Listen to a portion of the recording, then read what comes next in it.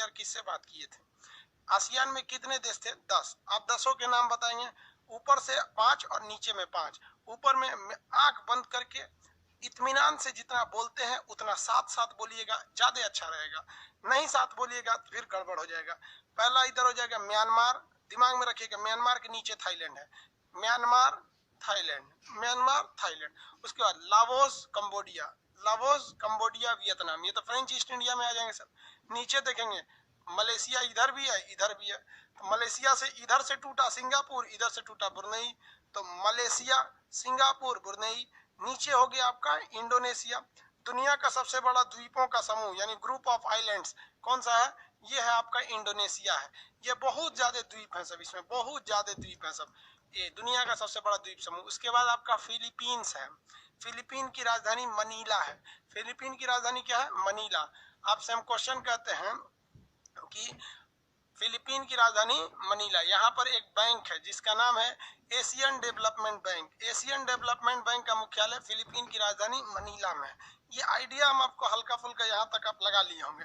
पाकिस्तान के बारे में कुछ बता रहे थे, चलिए थोड़ा सा पाकिस्तान के बारे में और डिटेल से देखते हैं। आज ज्यादा लंबा क्लास नहीं चलेगा, गांधी जयंती है, फिर मेरा तबीयत भी थोड़ा सा गड़बड़ है, गला ना बच गया। तबीयत को कोई दिक्कत नहीं है, मेन दिक्कत गला को है। गला के साथ ज्यादा छेड़छाड़ करेंगे वो बढ़ जाएगा तो दिक्कत बहुत भयानक आ जाएगी।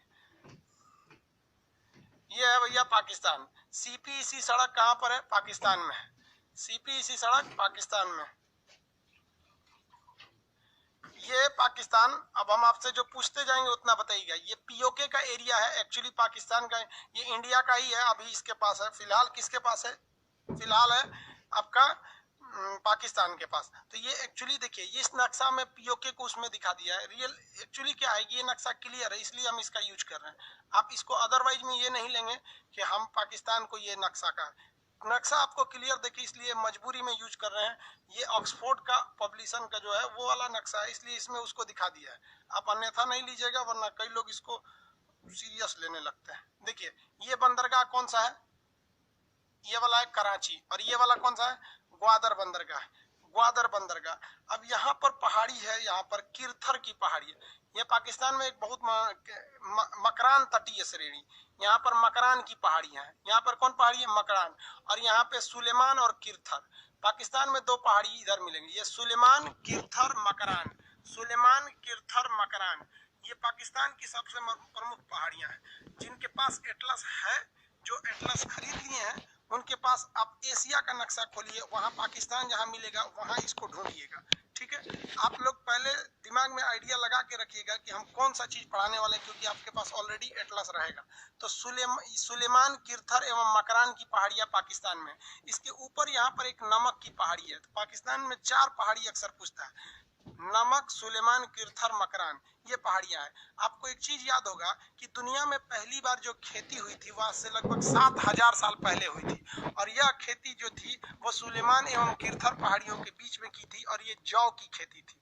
तो सुलेमान एवं किरथर पहाड़ियां कहाँ पर है? पाकिस्तान में है। और पहली बार जो खेती हुई थी वो सुलेमान और किरथर पहाड़ियों के बीच में ही वो खेती की गई थी। ये तो मकरान तटीय श्रेणी है। इसके ऊपर एक साल्ट रेंज है जिसका नाम है नमक की पहाड़ी। उस पहाड़ी से नमक बहुत ज्यादा मात्रा में निकलता है। पाकिस्तान और अफगानिस्तान की जो सीमा है, इस सीमा के उत्तरी भाग में यहाँ से यहाँ तक पर्वत है। इस पर्वत का नाम है हिंदुकुश पर्वत। ये पर्वत का नाम क्या है? हिंदुकुश पर्वत। हिंदुकुश पर्वत जाके मिल जाता है किससे? हिमालय पर्वत से जाकर मिल जाता है। तो पाकिस्तान के लिए बाउंड्री का निर्माण कौन कर देता है? हिंदुकुश पर्वत। और पाकिस्तान के उस साइड आ जाता है अफगानिस्तान। पाकिस्तान में आप देखेंगे तो बहुत सारा एरिया पहाड़ी एरिया है। अब क्वेश्चन कहेगा कि पाकिस्तान का पूर्वी भाग यानी ईस्टर्न पार्ट जो पाकिस्तान इंडिया से लगा है, इधर पहाड़ ज्यादा है, या फिर पाकिस्तान का वेस्टर्न पार्ट जो अफगानिस्तान और हिंदुकुश पर्वत से लगा है उधर पहाड़ ज्यादा होगा?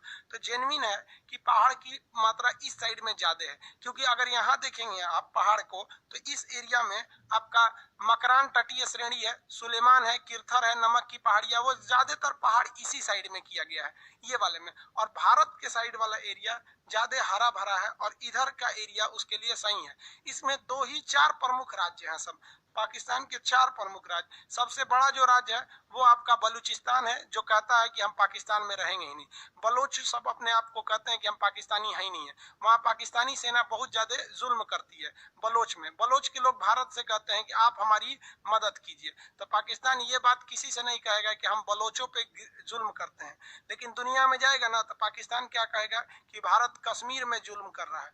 भाई पहले एक बार खुद के गिरेबान में झांक लीजिए। अगर कश्मीर से हमारी सेना के ऊपर पत्थर न चले तो फिर कश्मीर के हमारी सेना पागल नहीं हुई है जो गोली मारेगी, क्योंकि हमारे इतने राज्य भी तो हैं, अन्य जगहों पे कहीं गोली मारा जाता है। लेकिन अगर कोई ये कहे कि नहीं हम कश्मीर को अलग कर देंगे, उसके बाद ये उम्मीद रखे कि हमारी सेना उनकी आरती उतारेगी, तो जरूर आपकी आरती उतारेगी, लेकिन वो आरती थाली के दिए से नहीं उतारी जाएगी, बल्कि AK-47 के बुलेट से उतारी जाएगी। क्योंकि हमारे लिए देश, मजहब, इंसानियत सब बाद में, पहले हमारी देश की एकता और अखंडता की बात है।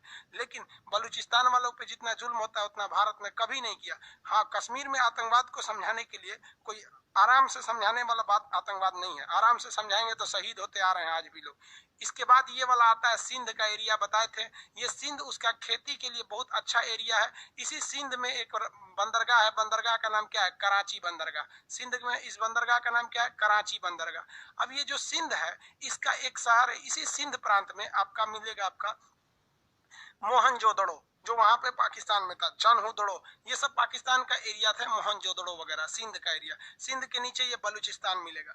इसी सिंध प्रांत का रहने वाला एक जगह था नवाब शाह, जहाँ का रहने वाला था आसाराम बापू, वही जो बलात्कार कर दिया। तो आसाराम बापू बाद में आके यहाँ गुजरात में शिफ्ट हो गए, गुजरात और राजस्थान में चले आए, पाकिस्तान से आ गए। साले में लक्षण अभी भी वैसे ही है।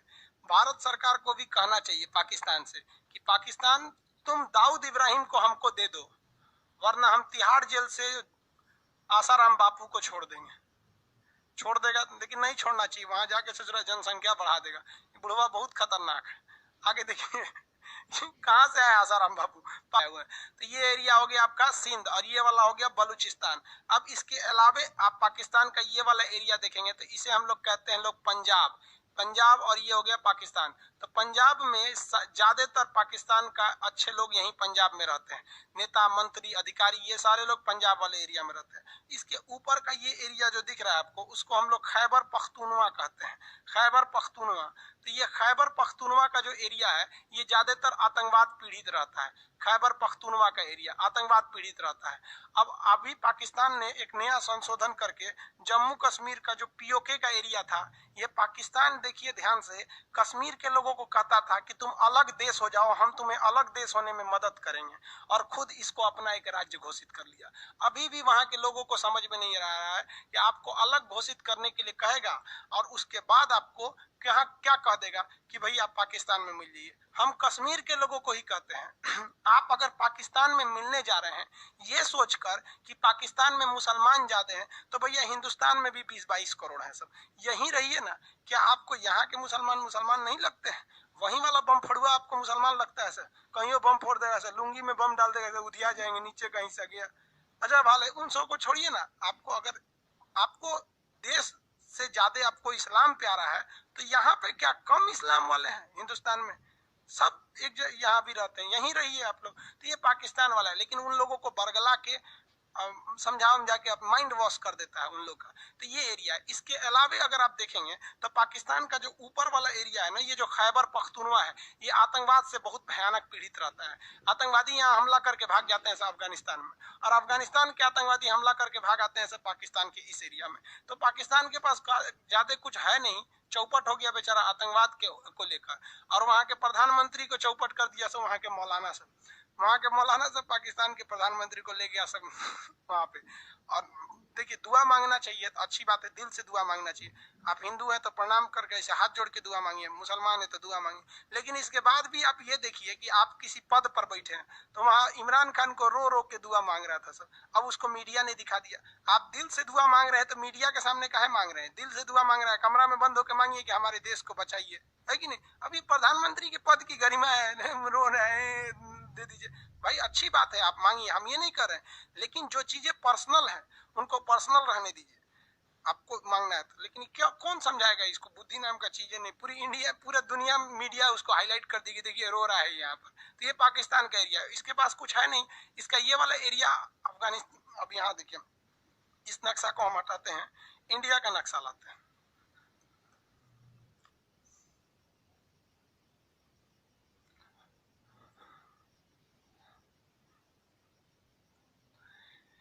ये जम्मू कश्मीर है हमारा, यहाँ के एकदम सट के इसका इस्लामाबाद है, पाकिस्तान की राजधानी इस्लामाबाद एकदम सट के है। और यहाँ पंजाब जो हमारा है, उस पंजाब के पास पाकिस्तान का यहाँ लाहौर है।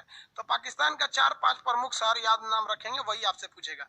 एक ये हो गया आपका लाहौर पूछ देगा, और ये हो गया आपका इस्लामाबाद। लाहौर और इस्लामाबाद, ये इस्लामाबाद इसकी राजधानी है और ये लाहौर है। और ऐसे ही नीचे के 2 शहर याद रखेंगे, ये बंदरगाह कराची हो जाएगा और इधर वाला बंदरगाह हो जाएगा आपका ग्वादर बंदरगाह, वहां पे कराची। ये हो गया लाहौर, ये हो गया आपका इस्लामाबाद। इस्लामाबाद के जस्ट ऊपर में आपको रावलपिंडी जिला है। अब आपके पास एटलस नहीं है तो हम आपको कैसे दिखाएंगे, इसलिए 2 दिन टाइम है आपके पास, सैटरडे संडे क्लास नहीं चलेगा।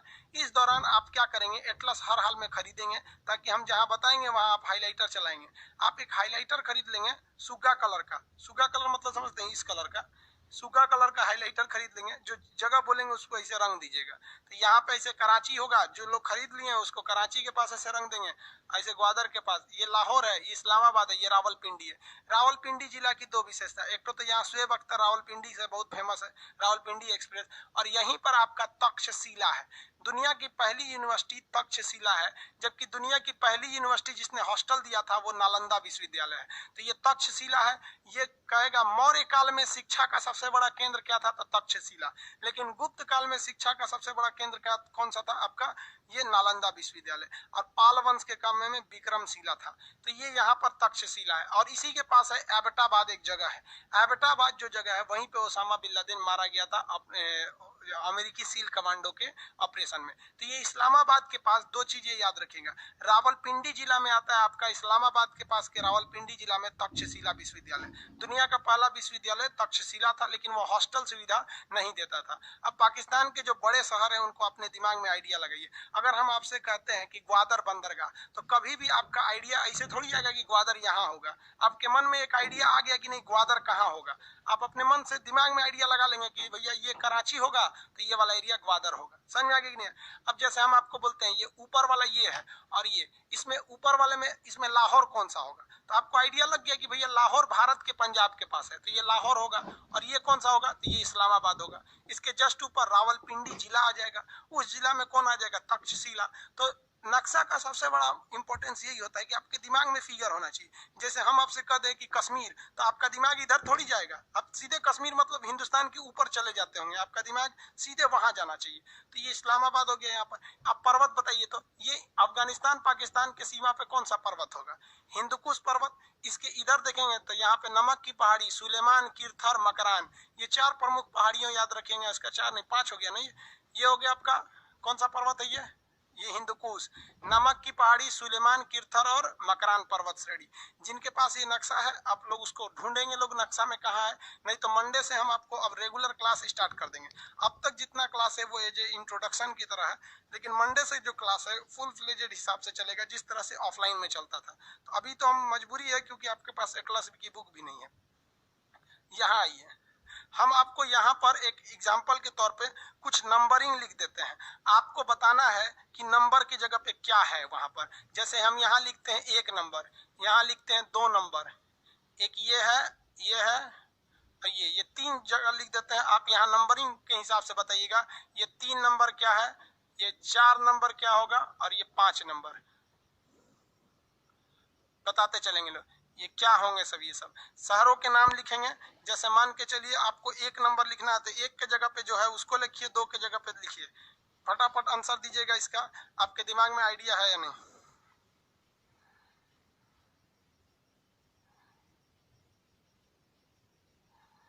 आंसर दीजिए। 1 नंबर ग्वादर सही है, 2 नंबर कराची, के भी लिख देंगे तो सही है, समझ जाएंगे हम। आप एक एक अक्षर भी लिख देंगे, हम समझ जाएंगे कि आप सही करना चाह रहे हैं। 3 बताइए, 3 नहीं दिख रहा है क्या आप लोग को? हल्का तो दिख ही रहा है, और नहीं कुछ खास नहीं दिख रहा है 3 नंबर।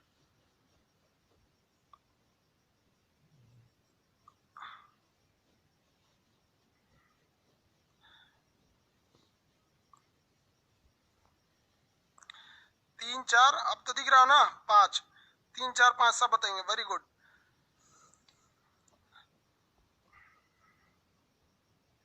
आगे बढ़े, कोई दिक्कत नहीं, बना लिए आप लोग।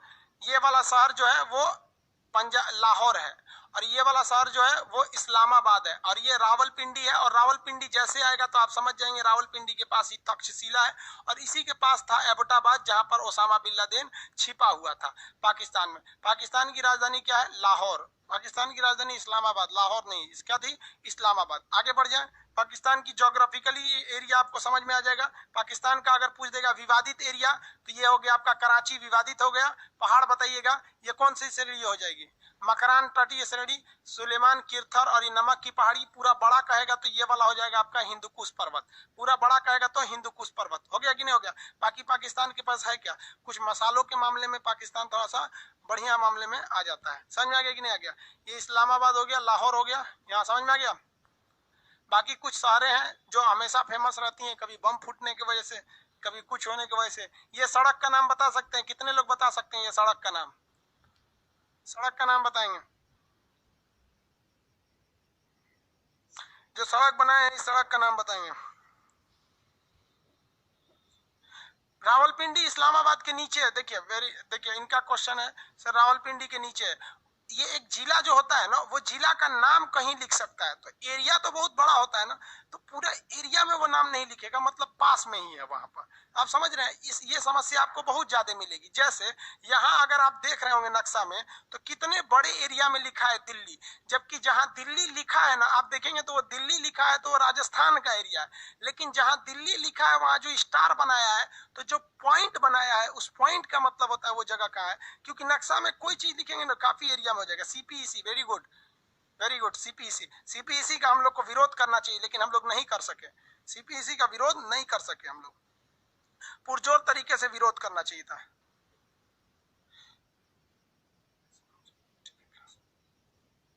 ये कौन कर रहा है? प्लीज सर मुझे पॉलिटी की क्लास में अलाउ करें।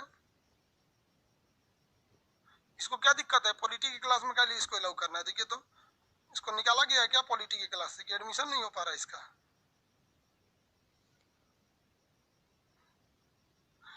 आगे देखिए, इसके बाद वाला राज्य जो है वो कौन सा मिलेगा, देश मिलेगा? अफगानिस्तान। इस नक्शे में आपको पहले, अभी हम आपको बता रहे हैं, जितना नक्शा बता रहे हैं ना, ये केवल आपको वही है जैसे आप नर्सरी में ABCD पढ़े थे, जिसका कोई यूज नहीं है। लेकिन अगर पता नहीं रहेगा तो आगे फेल हो जाएंगे। तो आप ये मत समझिएगा नक्शा इतना ही है। अभी समझिए जितना आपके लिए ABCD था, ये उतनी ही वैल्यू है। बस हम आपको ये दिखाना चाह रहे हैं कि नक्शा, जब जैसे हम आपसे कहेंगे श्रीलंका, तो कभी भी आपका दुनिया में दिमाग इधर जाएगा श्रीलंका के लिए, तुरंत आपको श्रीलंका बोलेंगे तो हिंदुस्तान के नीचे दिमाग में आएगा। कहेंगे मालदीव, तुरंत इधर आना चाहिए। हम कहेंगे म्यांमार, तो क्या इधर खोजेंगे म्यांमार? तुरंत म्यांमार के दिमाग में इधर आना चाहिए। तो मालदीव बता दें, ये हो गया मालदीव, ये हो गया श्रीलंका। मालदीव श्रीलंका हो गया। ये पाकिस्तान। अब थोड़ा सा अफगानिस्तान को देखते हैं। अफगानिस्तान हमारा भारत का अफगानिस्तान से बहुत अच्छा संबंध है। क्यों? 2-4 रीजन समझा देते हैं। ये अफगानिस्तान दुनिया का एक ऐसा, मतलब एक लैंडलॉक कंट्री है। अफगानिस्तान कैसा है? लैंडलॉक कंट्री है।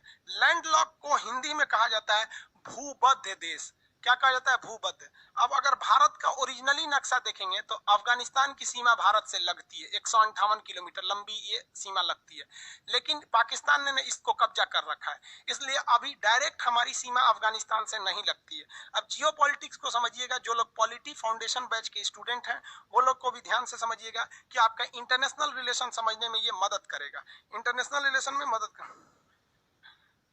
रविंद्र कुमार, आप पॉलिटी का क्लास नहीं देख पा रहे हैं तो आप अपने एप्लीकेशन में कोई गड़बड़ी होगा या परचेज नहीं कर पाएंगे।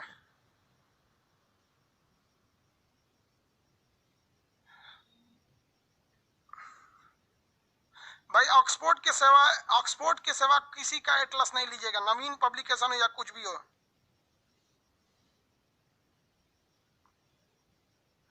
दरोगा बैच का नामांकन नहीं हो रहा, एडमिशन क्लोज हो गया, सर्वर भर गया है। आप ये जो फ्रंट एंड का सर्वर मैक्सिमम कैपेसिटी पे जा रहा है, फ्रंट एंड वाले को 7000 से ज्यादा नहीं देने दीजिएगा, बाकी को AWS पे या फिर बैक एंड पे भेजिएगा, वरना ये भी चला जाएगा। जिसका भर गया वो नहीं हो पाएगा। अब यहाँ कंटिन्यू समझिए, ये अफगानिस्तान जो है ये हमारी सीमा लगती थी लेकिन अभी नहीं लगती है, फ्यूचर में फिर लगने लगेगी जब हम पीओके को लेकर वापस आ जाएंगे तब। अब अफगानिस्तान में एक बात समझिए, चाणक्य जो थे उन्होंने कहा था कि हमारा जो दुश्मन होता है ना, हमारा दुश्मन, और अगर इसका भी कोई दुश्मन है तो यानी हमारे दुश्मन का दुश्मन ऑटोमेटिक हमारा दोस्त हो जाता है। मतलब समझे, हमारे दुश्मन का दुश्मन क्या हो जाएगा, हमारा दोस्त हो जाएगा। क्यों? क्योंकि हम दोनों मिलके इसको कूच देंगे लोग, यही अच्छा है। याद रखिएगा, हमारे दुश्मन का दुश्मन हमारा दोस्त, ये चाणक्य नीति कहता है। इसीलिए मनमोहन सिंह हो चाहे मोदी जी हो, दोनों लोग मिलकर अफगानिस्तान को अपने फेवर में लेना चाहते हैं, क्योंकि अगर अफगानिस्तान से आतंकवाद कमजोर हो जाएगा तो अफगानिस्तान के लिए अच्छा होगा। इसलिए भारत अफगानिस्तान में बिजली बनाने के लिए अपनी खर्चा से वहां एक बांध बना रहा है, जो यूपीएससी में क्वेश्चन पूछा था, सलमा बांध। कौन सा बांध बना रहा है? सलमा बांध बना रहा है अफगानिस्तान में अपने खर्चा से। अफगानिस्तान में भारत अपने पैसा से, अपने खर्च से भारत अफगानिस्तान में वहां का संसद भवन का निर्माण कर रहा है। वहां का क्या बना रहा है? संसद भवन का निर्माण बना रहा है। तो सलमा बांध और संसद भवन बना रहा है। भारत अपने पैसा से अफगानिस्तान को हेलीकॉप्टर और हवाई लड़ाकू जहाज दे रहा है ताकि वहां के आतंकवादियों का सफाया करो, क्योंकि वो आतंकवादी सीधे आके भारत में हमला कर देंगे, तो हम लोग उसको मदद कर रहे हैं। अफगानिस्तान पूरी तरह से पहाड़ी एरिया, यहाँ पूरा पहाड़ होता है और अफीम बहुत ज्यादा मात्रा में होता है। अफीम की यहाँ बहुत ज्यादा मात्रा होती है। तो यहाँ भारत कैसे कनेक्टिविटी पहुंचाएगा? हवाई जहाज से तो ले जा सकते हैं, लेकिन हवाई जहाज का किराया इतना महंगा होता है कि सामान ढोइएगा हवाई जहाज से तो बिक जाइएगा आप, ज्यादा सामान नहीं ले जा सकते हैं। इसलिए भारत ने दिमाग लगाया, यहाँ से चाबहार बंदरगाह बनाया और यहाँ जेदान तक एक ट्रेन बिछाने का प्रोजेक्ट था। आप पता होंगे आपको कि इसमें बहुत सारा लेट होने लगा। अमेरिका कहा कि तुम भारत से, ईरान से रिलेशन अच्छा रखोगे तो हमसे गड़बड़ हो जाएगा, तो भारत थोड़ा सा दबाव में आ गया और ज्यादा इन्वेस्ट नहीं कर पाया। तो ये चाबहार बंदरगाह हम लोग डेवलप कर रहे हैं और यहाँ से जेदान तक यहाँ से हम लोग रेल लाइन ले जाएंगे। उसके बाद ये रेल लाइन जो है जेदान के बाद ये घुस जाएगी अफगानिस्तान में, और ये रेल लाइन अफगानिस्तान में घुस जाएगी। आप अगर ध्यान से देखेंगे तो अगर ये रेल लाइन बन के कामयाब हो गई तो इसके मदद से हम लोग क्या कर सकते हैं। ऊपर में एक देश है जिसका नाम है ताजिकिस्तान। उस ताजिकिस्तान में हम लोगों ने अपना सेना का अड्डा ले रखा है दुशांबे में। जब वो देश पढ़ाएंगे तब बताएंगे। तो यहाँ से हम कनेक्टिविटी यहाँ ले जा सकते हैं। तो आपको कुछ दिखाई दे रहा है? आप अगर समझदार हैं, कोई जियो पॉलिटिक्स में आपकी रुचि है, तो आप अपने अंदर से आइडिया लगाइए कि ये जो सीपीईसी सड़क जा रही है, क्या हम लोग इसका जवाब नहीं ढूंढ रहे हैं सीपीएससी का? ये सीपीईसी का एक मुंह पर तमाचा है कि देख बेटा तोरा सीपीईसी हम बताएंगे, और सीपीईसी से केवल और केवल फायदा चाइना को होगा। पाकिस्तान पूरी तरह से डूब जाएगा। समझ में आ गया कि नहीं आ गया? लेकिन यहाँ ईरान जो है, ईरान की मदद चाइना ज्यादा कर देता है। इसलिए ईरान को अगर भारत और चाइना दोनों में से किसी एक को चुनना रहेगा तो नो डाउट वो चाइना को चुन लेगा, क्योंकि चाइना के पास पैसा है। चाइना की जो नीतियां हैं वो एकदम फिक्स है कि हम ऐसी ही नीतियों को मानते हैं। लेकिन भारत के पास पार्टियां बदलती हैं तो नीतियां भी बदलने लगती है। इसलिए भारत पे ईरान उतना ज्यादा बिलीव नहीं करता है, क्योंकि भारत के पास पैसा भी नहीं है और अमेरिका के प्रभाव में भारत आ जाता है। तो ये हम लोग जो ईरान के रास्ते अफगानिस्तान में घुसने का प्रयास कर रहे हैं ये बहुत बेहतरीन है, लेकिन इसका मेन टारगेट है हमारा जो दुशांबे में एयरपोर्ट है जो एयरफोर्स का, इससे हम डबल गेम खेल सकते हैं। जो ये सीपीईसी है, चाइना इसीलिए बना रहा है ये सीपीईसी कि युद्ध के समय में चाइना के सामानों को कोई नुकसान न कर सके, क्योंकि अगर युद्ध होता है तो चाइना इस डायरेक्शन से आएगा अपना जहाज वगैरह लेके, तो भारत हिंद महासागर में उसको ब्लॉकेज लगा के धो देगा। लेकिन ऐसा नहीं है भाई, हमारे हिंदुस्तान वाले जो सैनिक हैं वो चूड़ी पहन के नहीं बैठे हैं यहाँ। आप अगर यहाँ से सीपीईसी से सड़क लेके जाइएगा तो हमारा यहाँ सियाचिन ग्लेशियर, दुनिया का सबसे ऊंचा युद्ध का मैदान, यहीं से ठोक देंगे। और यहाँ हम लोग रेडी कर रहे हैं। बस कमी ये है कि हम लोग बहुत धीमी गति से रेडी कर रहे हैं, और जो नेता विपक्ष में बैठे हैं या जो सरकार में बैठे हैं वो इतने पढ़े लिखे नहीं है कि ये सब काम में लेट नहीं होना चाहिए, इसे तुरंत बनाना चाहिए, इसको जल्दी से जल्दी डेवलप कर लेना चाहिए। तो जो समस्या चाइना को यहाँ से भागने पर हो रही थी कि हम घेरा जाएंगे, वही समस्या हम यहाँ घेर देंगे, उधर से मार देंगे, इधर से मार देंगे, तो तुम जो वहां से भाग रहे थे यहाँ भी तो घेरा जाओगे, आराम से घेरा जाओगे। लेकिन अगर इसमें लेट करेंगे तो हो सकता है चाइना इसको पैसा खिला दे या अफगानिस्तान या ईरान को पैसा खिला दे। इसलिए भारत सरकार को विदेश के मामले में तेजी रखनी चाहिए। आप अमेरिका में चुनाव देखिएगा तो वहां दोनों बड़े उम्मीदवार बाइडेन है और ये ट्रम्प है, दोनों एक दूसरे में डिस्कस करते हैं और डिबेट करते हैं कि हम ये करेंगे वो करेंगे। हमारे यहाँ ऐसा कोई डिबेट नहीं होता। हमारे यहाँ डिबेट में जानते हैं क्या, रिया चक्रवर्ती नहीं तो एक अनपढ़ किसी मौलाना को उठा लाएंगे जिनको कभी स्कूल कॉलेज में नहीं देखा, और एक तो कोई सड़क छाप नेता उठा देंगे, दोनों को लड़वा देंगे। न वो पढ़ा है न ये पढ़ा है, दोनों लड़ जाएंगे, इन्हें कोई मतलब नहीं बनता है। तो ये हमारे यहाँ होता है। ऐसा भी होना चाहिए कि हमारे देश में डिबेट होना चाहिए। एक बार आप बैठा के राहुल गांधी और मोदी जी से डिबेट कराइए, भाई बढ़िया है, आप करके देखिए यहाँ पर। और जितने भी बड़े, ऐसा नहीं है कि दुनिया में एक हिंदुस्तान में जब भी पॉलिटिक्स की बात आती है तो एक राहुल गांधी और ये मतलब मोदी जी ही हैं, ऐसा नहीं है, सब में डिस्कस कराना चाहिए ताकि आगे हम ये नहीं करें कि आप किसी को प्रधानमंत्री बनाइए, कोई भी आइडिया ले सकता है, तो इसको काम करना चाहिए, इससे हमको ही ज्यादा प्रॉफिट होगा। और चाइना आज भी इसी से डरा हुआ है, इसीलिए चाइना जो है वो ईरान को अपने फेवर में लेना चाहता है, लेकिन भारत ईरान से पेट्रोल खरीदते रहता है, तो भारत को भी चाहिए कि ईरान को अपने फेवर में रखे, अफगानिस्तान को भी क्या करे, अपने फेवर में रखे रहे। अब अफगानिस्तान के आपको नेचुरल चीजें समझ में आ गई होंगी। अफगानिस्तान में खेती के लिए कुछ भी नहीं है। भारत इस रास्ते बंबई से जहाज से यहाँ पर गेहूं भेजा और उसके बाद से ये सड़क के रास्ते यहाँ पर 11,000 टन गेहूं भेजा था। तो भारत अफगानिस्तान के लोग भारत से बहुत अच्छे रिलेशन में। हम लोग जब इलाहाबाद में पढ़ते थे तो हम लोग के एक दो दोस्त भी थे सब, जो उस समय अफगानिस्तान के रहने वाले थे सब, तो वहां से भी हम लोग के साथ पढ़े थे सब। अफगानिस्तान के बहुत से लड़के इंडिया में पढ़ते हैं, ऐसा नहीं। आप दिल्ली वगैरह के अगर आप क्लास के होंगे, आप ये दिल्ली से अगर वीडियो देख रहे होंगे तो आपके पास में मिले होंगे लड़के। नेपाल के तो बहुत से लोग इंडिया में पढ़ते हैं, खास करके यूपी, बिहार और दिल्ली में। तो अफगानिस्तान जो है पहाड़ी एरिया है, यहाँ केवल और केवल खेती होती है, किस चीज की, तो अफीम की। तो अफीम यहाँ बहुत ज्यादा होता है।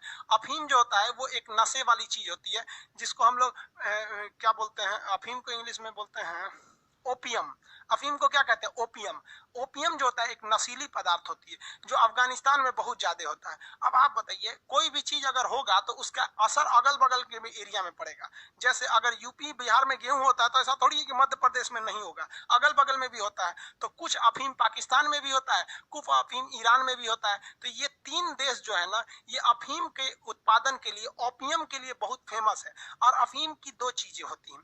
अफीम का यूज सेना भी करती है, क्योंकि जब सेना को गोली लग जाती है ना, तो अफीम से ही बनाया गया मार्फिन जो दवा होती है वो खा लिया जाता है, तो आपको गोली का दर्द नहीं होगा। तो सेना को भी जरूरत है, डॉक्टर को भी जरूरत होती है, जब बेहोश करेगा या दर्द होगा, गोली वगैरह निकालता है, तो वहां पे भी अफीम की जरूरत है, दवा बनाने में भी। और जो नशेड़ी होते हैं लोग, आजकल तो फिल्म इंडस्ट्री जो अफीम पे घुस गया, अफीम पी के टुल रही है यहाँ पर, तो उनकी जरूरत है। तो अफीम भले ही इलीगल चीजें हैं, लेकिन इलीगल चीजों का इंटरनेशनल मार्केट में वैल्यू ज्यादा होता है।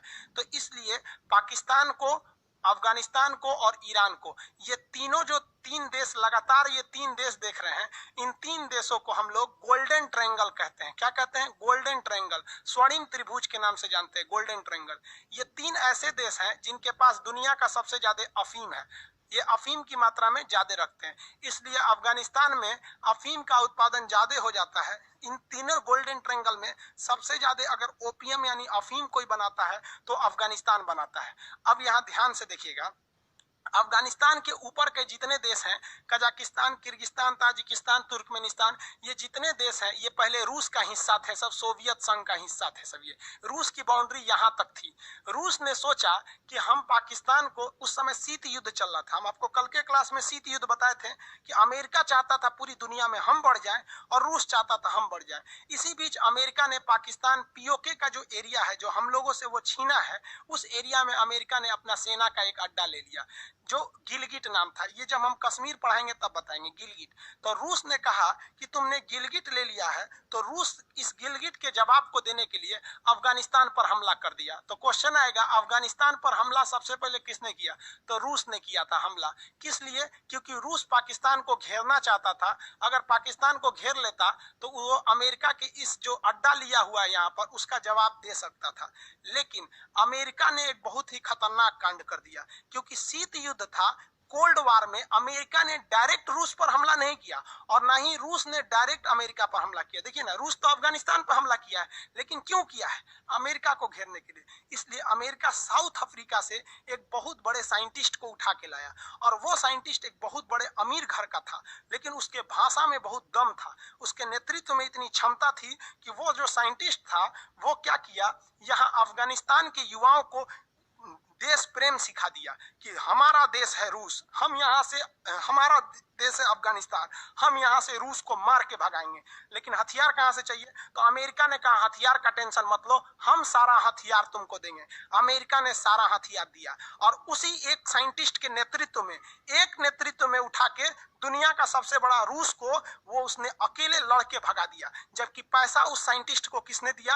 अमेरिका ने। जबकि हथियार उस साइंटिस्ट को किसने दिया? अमेरिका। जासूसी किसने सिखाया? अमेरिका। जितने चीजों की जरूरत थी वो किसने दिया? अमेरिका ने। क्यों? क्योंकि रूस को भगाया जा सके। और वो अकेला साइंटिस्ट अफगानिस्तान के लोगों को जुटाकर और युद्ध नागरिकों को सैनिक बना के भगा दिया। उस साइंटिस्ट का नाम जानते क्या था? Osama bin Laden. समझ में आ गया?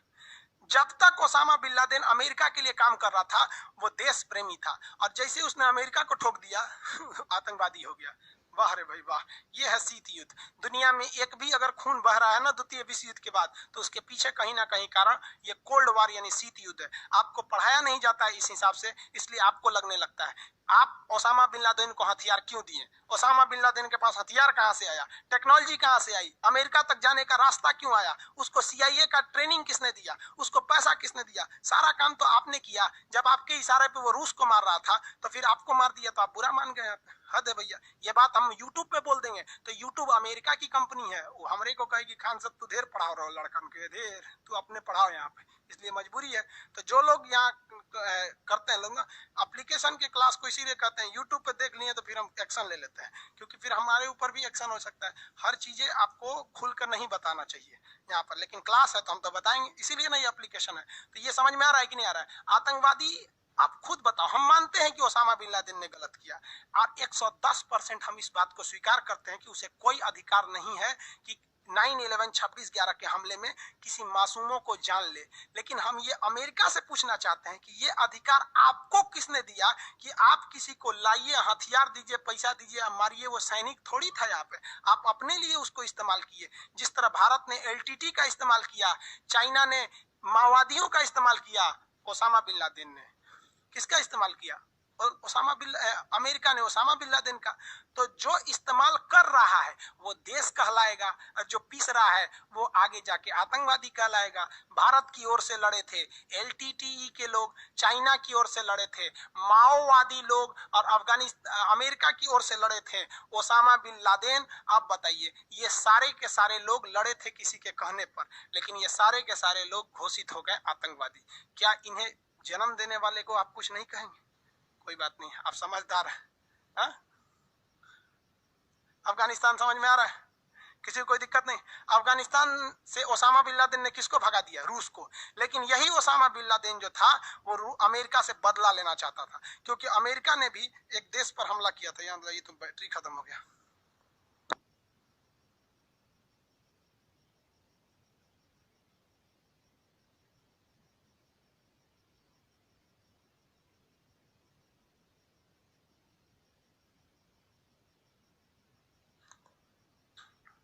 बैटरी खत्म हो गया था इसलिए आवाज रुक गई होगी। देखिए अब आप कहिएगा कि ओसामा बिन लादेन ने अमेरिका पे क्यों हमला कर दिया, तो इसकी कहानी पुरानी है।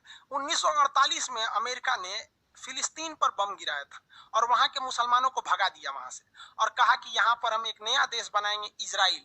तो उसी इजराइल का बदला लेने के लिए अमेरिका ने ओसामा बिन लादेन ने अमेरिका पे बम गिरा दिया, और कहा अमेरिका से कि फिलिस्तीन पर जब तुमने बम गिराया था तो बोलो वहां के लोगों की क्या गलती थी। हम ये बात मानते हैं, ओसामा बिन लादेन ने कहा था, हम ये बात मानते हैं कि हमारी जो हवाई हमला हुआ था इसमें अमेरिका के जो मारे गए लोग हैं उनकी कोई गलती नहीं थी। लेकिन अगर पूरी दुनिया में बम चलाने का अधिकार केवल अमेरिका को तो नहीं है। अमेरिका ने वियतनाम में इसी शीत युद्ध में 27 करोड़ बम गिरा दिए थे, वहां का तो पूरा तहस नहस कर दिया था। 27 करोड़ बम गिराया था, हम आगे बताएंगे आपको। ये शीत युद्ध इतना छोटा तो है ही नहीं है, ये आज तक चल रहा है शीत युद्ध। तो दुनिया में सबसे ज्यादा जान लिया तो कोल्ड वार ने लिया। कोल्ड वार, कोल्ड वार क्या था कि हम तुमको आगे नहीं देख सकते, तुम हमको आगे नहीं देख सकते। आज भी आप देखिएगा, आपकी जब पत्नी की, आपका जब शादी हो जाएगा तो आपकी पत्नी में और आपकी ननद मतलब बहन में, ये वो दोनों तो ननद लगेंगी से ननद भौजाई, तो ननद भौजाई में आज भी शीत युद्ध चलता है। डायरेक्ट नहीं लड़ेंगे सब, लेकिन दूसरे को लड़वा देंगे सभी सब। इसमें समझदार व्यक्ति वो है जो समझ जाए शीत युद्ध क्या है। समझ में आएगी नहीं है? किसी को दिक्कत? आगे देखते हैं अफगानिस्तान के बारे में। धीरे धीरे रूस पूरी तरह से टूट गया। 1991 में रूस टूट गया, 15 देशों में टूट गया। 15 देशों का नाम याद करा देंगे, आप टेंशन नहीं लीजिए। ये अफगानिस्तान हो गया। अब अफगानिस्तान के लोग भी कुछ गलती कर दिए, देखिए कैसे। अफगानिस्तान में ओसामा बिन लादेन जब मारा गया तो उसके बाद ओसामा बिन लादेन का जब पोल खुल गया तो यहाँ पर तालिबान एक आतंकवादी संगठन है, उसका यहाँ पर उदय हो गया, तालिबान वालों का। और अफगानिस्तान यहाँ पे, अब इन आतंकवादियों को हम समझ में नहीं आता। ये कह देंगे तो बुरा मान जाएंगे लोग। ये कहते हैं अपनी लड़कियों को कि तुम क्लास 6 के ज्यादा आगे मत पढ़ो, मतलब कक्षा 6 के आगे तुम मत पढ़ाई करो। मतलब क्यों? क्योंकि ये डरते हैं, क्योंकि इनको अपनी बेटियों पे भरोसा ही नहीं है। इनको डर लगता है कि हम अपनी बेटिया को भेजेंगे पढ़ाने के लिए तो फंस जाएगी दूसरे से। अरे यही ना रीजन है। आपकी बेटी अगर नहीं फंसेगी तो किसी दूसरे की औकात है जो फंसा ले। हम किसी लड़की को लाइन मारते रह जाएंगे, वो नहीं पढ़ना चाहेगी तो हमसे फंसेगी नहीं ना। ताली दोनों ओर से बजती है। ये कहिए कि शुरुआत लड़कवा कर देते हैं, यही खलिया रहते हैं आवारागर्दी के लिए। तो ये कहते हैं कि तुम क्लास करने मत जाओ क्लास 6 के बाद, क्योंकि लड़का लाइन मारेगा। समझेगा? लेकिन अगर कोई महिला किसी पुरुष डॉक्टर से, मेल डॉक्टर से जाके अपना इलाज करा लेती है तो ये आतंकवादी उस महिला को भी मार देते हैं। रे गधई, तुम पुरुष से जाके क्यों इलाज कराई? अरे लोल, तुमने महिलाओं को क्लास 6 से ज्यादा पढ़ने नहीं दिया तो महिला डॉक्टर पैदा कहां से होगी रे? तो जो बीमार पड़ल है पुरुष से ना दिखाएगी तो चाचा से दिखाएगी तोरा। अजब हाल है भाई, सारा नियम कानून महिलाओं पे लग जाता है। चलो भैया, आप अगर चाहते हो कि आपकी महिलाएं, मतलब ये जो प्रेम वाली चीजें होती हैं, ये किसी की संस्कृति में नहीं है, ना हमारी संस्कृति में है, और ना ही वो सनातन संस्कृति है, नहीं हिंदू धर्म की संस्कृति में, ना इस्लामिक धर्म की संस्कृति में। अगर आप इसको रोकना चाहते हैं, अच्छी बात है कि चलिए आप अपनी संस्कृति को बचाना चाहते हैं। वेस्टर्न कल्चर, हिंदुस्तान में भी वेस्टर्न कल्चर आ गया है। यहाँ पे भी लड़कियों को कहिए तो आप अपने दिमाग लगाती, तो कम से कम लड़कियों के लिए अलग कॉलेज खोल दीजिए। हिंदुस्तान में आज भी लाखों ऐसे कॉलेज है जिसमें केवल लड़कियां पढ़ती हैं। ऐसा तो कम से कम, आप सीधे कहते हैं पढ़ने नहीं देंगे। मलाला यूसुफजई को सीधे बम मार दिया, अजब हाल है। पोलियो ड्रॉप पिलाते हैं सब ना, तो आतंकवादी कहते हैं सब अफगानिस्तान वाला, पाकिस्तान वाला, ना पोलियो मत पिलाना, क्योंकि जिस बच्चा को तुम पोलियो पिला रहे हो ना, ये 2 बूंद इसीलिए पिलाया जा रहा है कि जब ये बड़ा होगा तो इससे 2 बच्चा पैदा होगा। अब जरा आप सोचिए, इन सालों को ये समझ नहीं है कि ये बच्चा बड़ा होकर आगे डॉक्टर बने कि इंजीनियर बने, इसका टेंशन नहीं है। उनको टेंशन इस बात का है कि बड़ा होकर धड़ाधड़ बच्चा पैदा करे। अरे भैया, इतना बच्चा पैदा करने का शौक है तो भेज दो अपने अपने मेहरारू लोग को हिंदुस्तान में। अब बोलो कि इनको गर्भवती करके भेज दो, यहाँ से भेज देगा सब वहां पर। अजब हाल है, पाकिस्तान अफगानिस्तान वालों को समझे में नहीं आता है यहाँ पे। ये गलत चीजें है ना। ये पोलियो 2 बूंद पिलाइएगा अगर किसी को, तो आप बताइए 2 बूंद पोलियो पिलाने से 2 लड़का होगा। अब वहां की सरकार भी लोल है, कहती कि ना 2 बूंद, अरे कटोरा से पियाओ, सोचो 1 कटोरा पिया दो। क्यों? क्योंकि अगर यहाँ पर मान लीजिए पोलियो रहेगा तो वायरस डिजीज है, वो इंडिया में भी चला आएगा घूम फिर के, कैसे चाइना से कोरोना चला है। इसलिए भारत को टेंशन है, हम लोग कोई शुभचिंतक थोड़े बैठल है। तो एक आतंकवाद का समस्या है यहाँ पर। अब यहाँ देखिए क्या हुआ, अफगानिस्तान का खामियाजा भुगतना पड़ गया म्यांमार के लोगों को। म्यांमार के लोगों को कैसे, देखिए सब लोग समझ रहे हैं लोग ना, किसी को कोई दिक्कत नहीं है। सर आपका कितना यूट्यूब चैनल है? मेरा एक ही यूट्यूब चैनल है, खान सर, खान जी रिसर्च। अरे कुछ लोग नकली चैनल बना देते हैं, उन लोग को भी कहते हैं नाम चैनल पे एकदम स्पष्ट नाम लिख दीजिएगा, ये खान सर का ओरिजिनल चैनल नहीं है, सीधे, नहीं तो किसी दिन हम उठेंगे तो फिर एक्शन ले लेंगे। देखिए इनका खामियाजा कैसे, भाई कमेंट में नहीं ध्यान दीजिए। यहाँ देखिए, अफगानिस्तान में एक जगह है बामियान, अफगानिस्तान का एक जगह है बामियान, उसकी राजधानी काबुल के पास है। उसकी अफगानिस्तान की राजधानी काबुल के पास है बामियान। इस बामियान में महात्मा बुद्ध की दुनिया की सबसे ऊंची मूर्ति थी। वो एक पहाड़ को काटकर बनाया गया था मूर्ति बामियान में। वो बहुत ही बड़ी मूर्ति थी बामियान की। आपको अगर वो दिखाएंगे मूर्ति तो देखिएगा, बामियान की जो मूर्ति थी उसको मार के गिरा दिया अफगानिस्तान वालों ने। अब देखिए इतनी बड़ी मूर्ति थी जो, इसको बम से मार दिया। क्या जरूरत थी बम से मारने की मूर्ति को? इतना बड़ा मूर्ति इतना मेहनत से बनाया गया था, अब बम से उड़ा दिया लोगों ने मूर्ति को।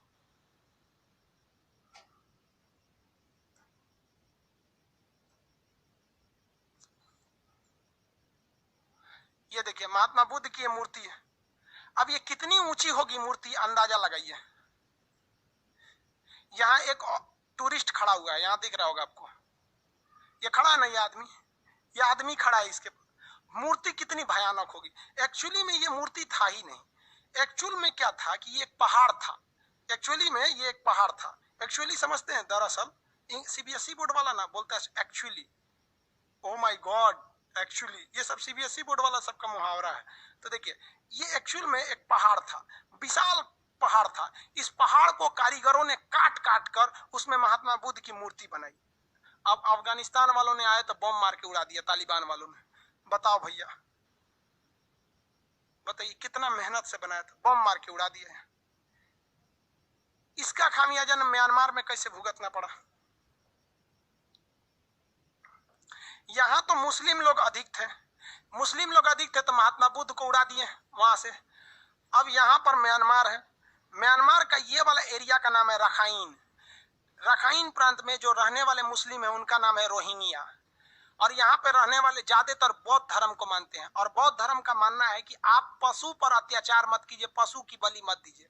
लेकिन हमारे यहाँ आप देखेंगे तो दुर्गा पूजा में विजयदशमी कब बलि चढ़ाया जाता है, बकरे की 10वीं में कि 9वीं में बलि दिया जाता है ना वहां पर।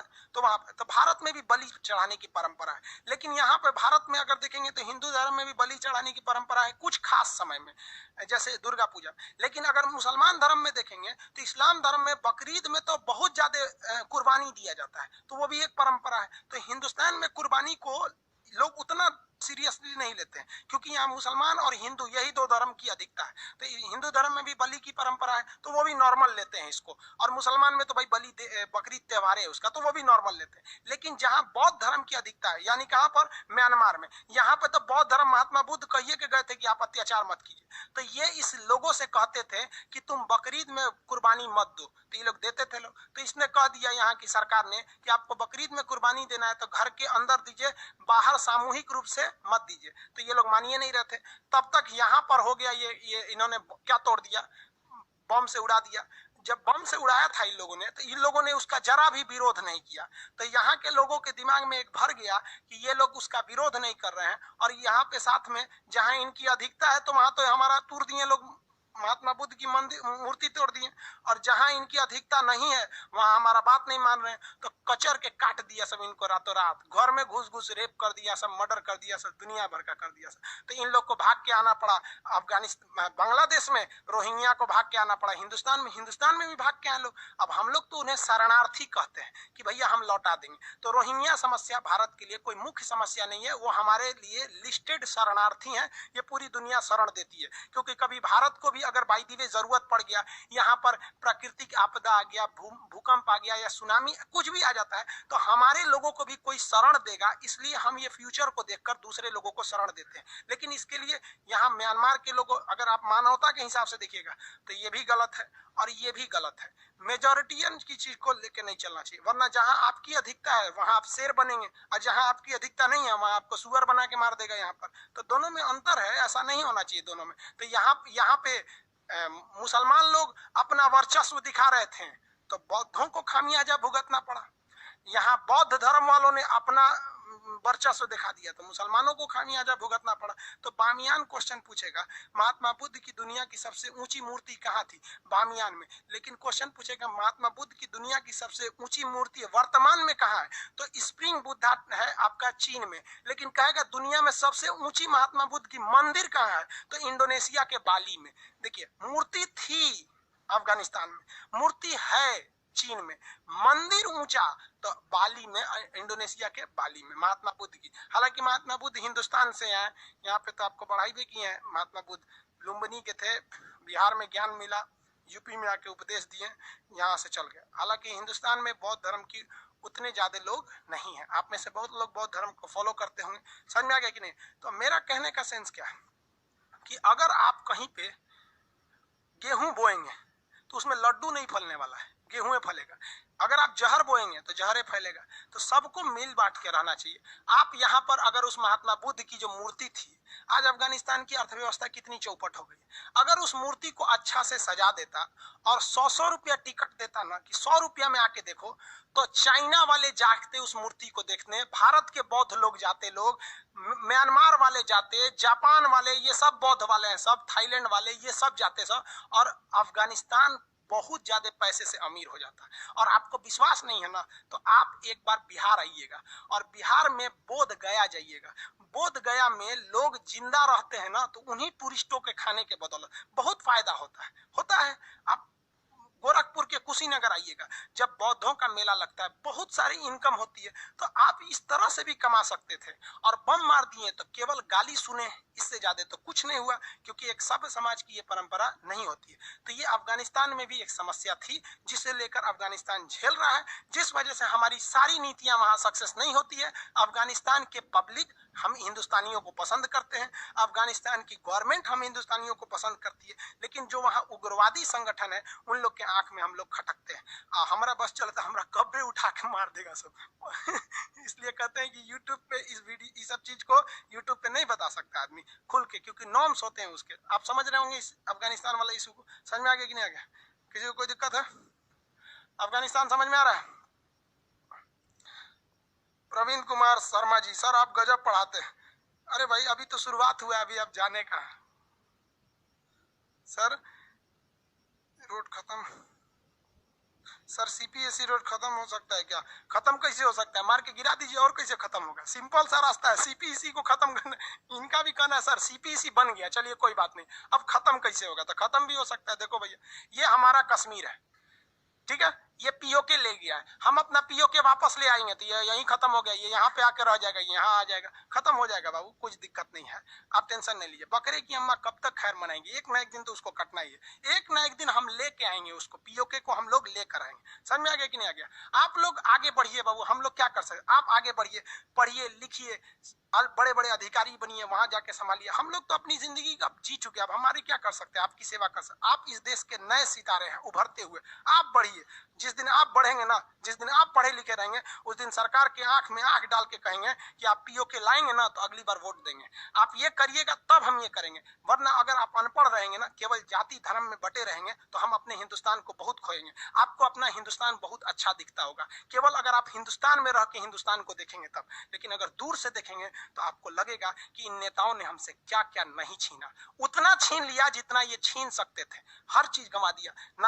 ना ही हमारा ईरान से अच्छा सा दोस्ती है, ना ही अफगानिस्तान से अच्छा से दोस्ती है, श्रीलंका से, नेपाल जो कुछ नहीं कर सकता था आंख दिखा रहा है। क्यों? क्योंकि हम लोग ने उस हिसाब से सोचा ही नहीं। उसे गड़बड़ी हमारी भी है, हम लोग ने वैसे ही लोगों के चुन के ही भेजा जिनको कोई मतलब ही नहीं रहता है। समझ में आ रहा है कि नहीं आ रहा है? आई होप आप इसको समझ रहे होंगे। आज गांधी जयंती है, इसलिए आज अब मार धार वाला चीज बहुत कम बताना चाहिए, लेकिन देखिए आज मार धार वाला चीज बता दी, इसलिए आज हम ज्यादा नहीं पढ़ाएंगे, समय भी हो गया सर। हिस्ट्री वगैरह सारी चीजों को पढ़ाएंगे, आप टेंशन नहीं लीजिए बाबू।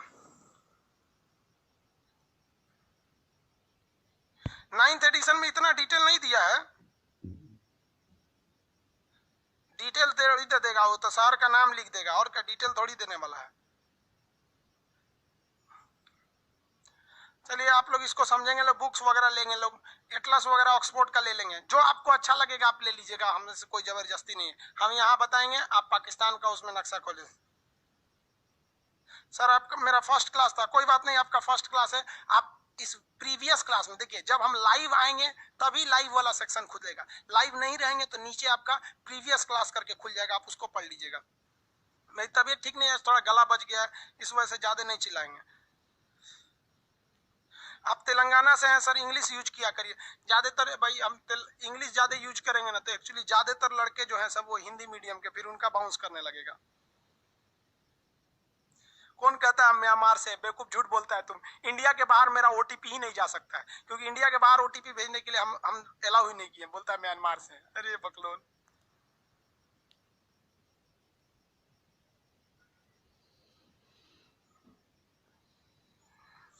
चलिए अब हम लोग मंडे के क्लास में मिलेंगे। सैटरडे संडे आपका छुट्टी रहता है। पूरे बैच का फाउंडेशन करवा दीजिए, पूरा बैच का करवाएंगे बाबू। आप देखिए, बात समझिए, हम जो पढ़ाते हैं हम बेसिकली फोकस करते हैं पुअर फैमिली के स्टूडेंट्स पे।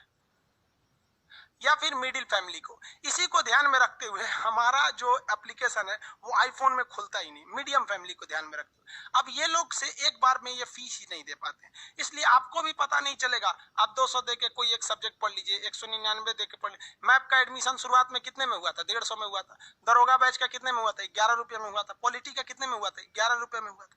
कोई भी इंफॉर्मेशन हम आप ही को पहले देते हैं। आपको पता है एप्लीकेशन जो मानचित्र का बैच है वो लगभग भर चुका है। नया सर्वर अभी लिए हैं जिसको हम 3 लाख तक लेके गए हैं।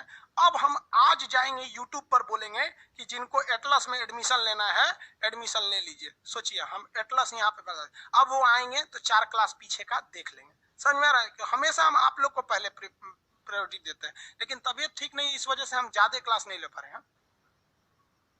फ्रंट इन भर गया। अब आप लोग भाई वेट करिए, अब ज्यादा नहीं हो पाएगा, फ्रंट इन सर्वर पर लोड ज्यादा हो गया। अब अगला क्लास हम लोग कब मिलेंगे? लोग मंडे के क्लास में मिलेंगे। आई होप आप समझ रहे होंगे।